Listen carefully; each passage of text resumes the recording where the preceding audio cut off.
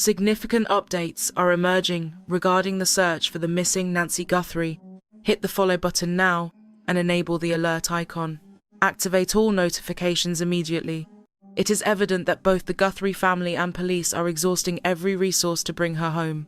However, a former federal investigator highlighted 4 specific anomalies after reviewing Savannah's public statement. I have some exclusive information to share on this broadcast. I spoke with an officer earlier, and as of Monday, this probe will transition almost entirely to a specialized task force. Plans are in motion to deploy, I believe, 4 investigators and a supervisor to the Federal Bureau of Investigation unit in Tucson. Meanwhile, the remaining detectives have been instructed to acknowledge that a demand for payment has surfaced. It seems law enforcement is not 100% certain that this note is actually authentic. For several weeks, the Guthrie inquiry has proceeded with quiet, calculated caution. While relatives have made statements, the authorities have stayed incredibly tight-lipped. Federal agents have been operating strictly behind the scenes. Suddenly, the situation has shifted. An ex-federal agent who analyzed Savannah Guthrie's video found 4 immediate red flags, not sensationalist claims, nor idle guesswork, but fundamental shifts in how the case is being handled internally. This search is no longer functioning the way it did during those first few days. We recently confirmed that the operation is merging into a formal federal coalition. Local police officers are being moved directly into that centralized command. Assets are being grouped, and oversight is tightening, which only happens when the gravity of a case increases. Then there is the issue of the demand for money. Yes, there were communications regarding a payout. Yes, they mentioned cryptocurrency accounts and millions of dollars, but experts are raising quiet doubts. Detectives are not treating these messages as definitely real. The digital wallets have shown 0 activity, no transfers, no new threats, and no confirmed signs of life. Typically, kidnappers create more pressure. This total silence is highly irregular. Such quiet implies the demand was a fake, or the intent was never about the money. That is where the entire energy of this investigation changes direction. Once you remove financial gain as the goal, you are left with a much more personal crime. Let us revisit the evening of January 31st. Nancy Guthrie's night seemed completely normal. Her power was on, health sensors were active, and her habits were unchanged until they weren't. Her medical tracking system suddenly cut out, all contact ended, and the timeline dissolved into total uncertainty. Reports mention odd communications in the preceding weeks, unrecognized phone numbers, wiped texts, and a suspicious individual lurking near the house. These facts do not prove a motive, but they provide vital context for the disappearance. Nancy was not some recluse living a quiet, anonymous life. She was heavily involved in philanthropy, finance, and high-level social networks. Her connections reached far beyond her family, into major business and charity organizations. Experts know that when a person vanishes in this specific way, the investigation must look far beyond just the night she went missing. Investigators scrutinized the final weeks. They weighed the pressure. They mapped out the discord.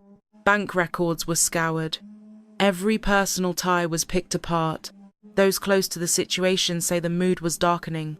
Word is that hostility had spiked within Nancy's inner circle. This does not prove culpability or serve as a formal charge, but it signals that police do not believe this was some freak accident. Next, the security tapes surfaced. A hidden face, calculated steps, gloved hands, and a chillingly steady gait. A former federal official put it bluntly. The whole thing felt scripted, perhaps excessively so. That detail is crucial since panicked offenders usually slip up when the rush hits. This person was not frantic. They looked well practiced. Yet, a massive inconsistency remains. Why wing certain parts if the entire act was planned? Why leave the digital currency alone? Why the sudden radio silence afterward? A professional kidnapping for hire follows a completely different playbook. On the contrary, authorities are secretly weighing if the story was rigged to sway public opinion rather than just being a total lie. Basically a misdirection play, shifting eyes toward greed or mystery snatchers to hide the real motive. To be clear, that is just a theory. It is an avenue the task force is currently drilling into. Then we have the lab results. Rumors say 2 unknown genetic samples turned up, though blended evidence makes it hard to pin down a suspect. This hints at either several accomplices or a tainted crime scene. Deep biological testing is slow, but it provides clarity because DNA does not guess. It is a binary. You are either a match or you are cleared. If the kidnapping story falls apart and the video looks staged, or if the electronic trail does not add up, the investigation pivots from a random break-in to a surgical, premeditated strike. Nancy Guthrie's disappearance did not happen in a vacuum. She fell off the map amidst a web of family drama and money troubles. When the feds wonder if certain aspects were purely for show, not a hoax, but a calculated setup, it means they are digging deeper than the headlines. The real mystery is not just the crime itself. It is about who came out on top once the story broke. A standard extortion plot usually involves actual activity. There should be ticking clocks, deadlines, and rising stakes. That is the usual rhythm. Instead, we are met with total stillness. Those digital accounts linked to the threats have not been touched, and zero evidence she is still alive has appeared. There is no official line of communication still open. That void is a massive red flag, forcing the team to face a grim reality. Was the money ever the point, or was it just a smokescreen? Once you peel back the kidnapping facade, the core of the probe looks entirely different. It stops being about a random victim and starts being about who had the keys. Entry implies a known connection. Now, let us circle back to the evidence. 2 mystery genetic prints were found, belonging to neither Nancy nor her household. Complex genetic profiles create hurdles. This implies various contributors or material transfer patterns that detectives must now painstakingly unravel. But this point is paramount. DNA ignores the story. It cares nothing for ransom notes. It disregards social media noise, following only the narrowing path of biology. If specialized genetic genealogy is used alongside advanced testing, that DNA serves as a compass, a guide that reaches back through lineages and forward to a specific person, meaning even if gloves offered false security, nature is closing the net.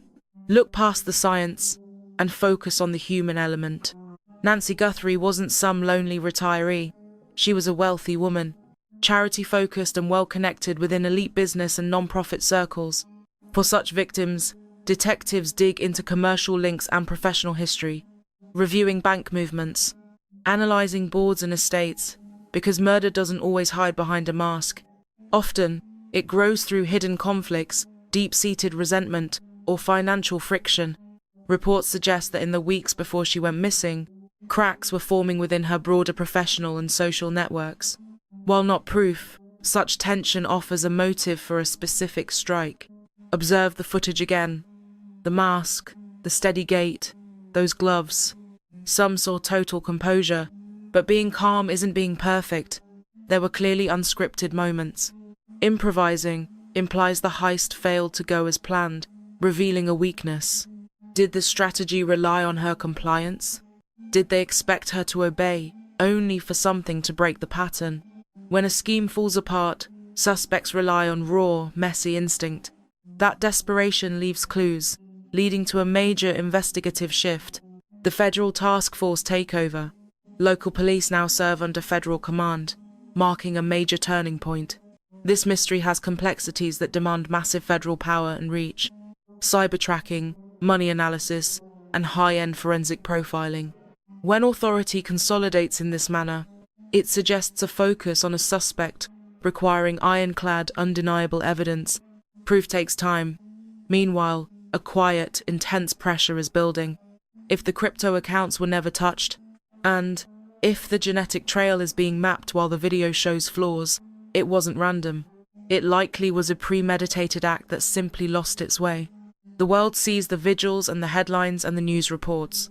But, behind the cameras, a highly technical operation is moving forward, auditing records and analyzing metadata, tracking signals and sequencing genes.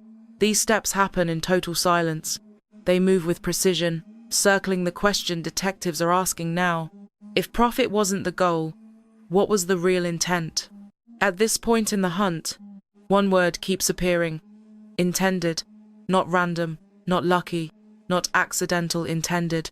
Cops don't pick their words by accident during press conferences. there's always a hidden layer. It suggests the intruder didn't just stumble upon that address. That home was a specific target. We're looking at a deliberate act, which demands a clear motive. Let's strip away the kidnapping angle for a moment. Should those digital crypto wallets stay exactly as they were, sans any real negotiations or actual confirmation she's even alive, the theory of a cash grab starts falling apart. What's the alternative? Detectives usually pivot to a trio of factors: debts, grudges, or power. When dealing with high-profile or wealthy figures, money troubles often hide in the shadows. Think legal battles over wills, frozen funds, updated heirs, or corporate fallout. Deep-seated resentment doesn't happen overnight. It simmers. We're talking about old wounds, felt insults, and years of friction. Desperation kicks in when the reins of authority start slipping away. These aren't direct charges yet. It's just the lens through which police view an abduction that doesn't fit the mold. Now, add this. Nancy Guthrie was 84 and lived a life of clockwork habits. She knew her surroundings, and cameras watched the perimeter. An intruder, moving with such precision, clearly knew the floor plan, where the sensors sat, which doors were soft, and how the shadows fell. You don't get that kind of insight just by casing the joint for a few days.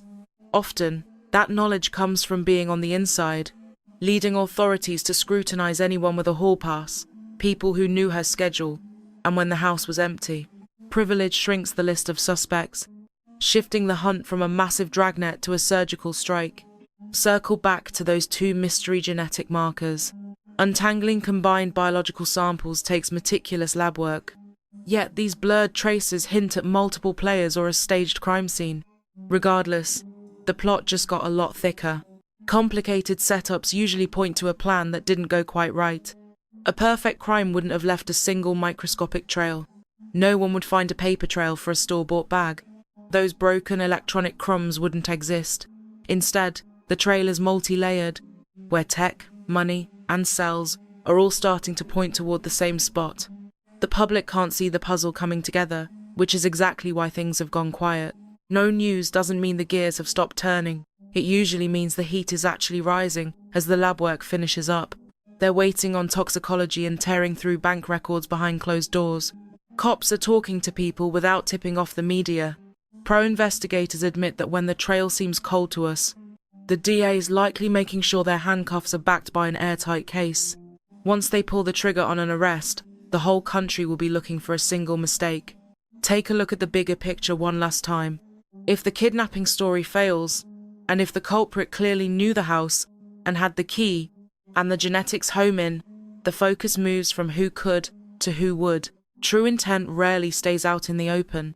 Secrets tuck themselves inside bank ledgers, with intense whispers, or silent, bitter grudges. As detectives probe further, they prioritize cold intent over public drama.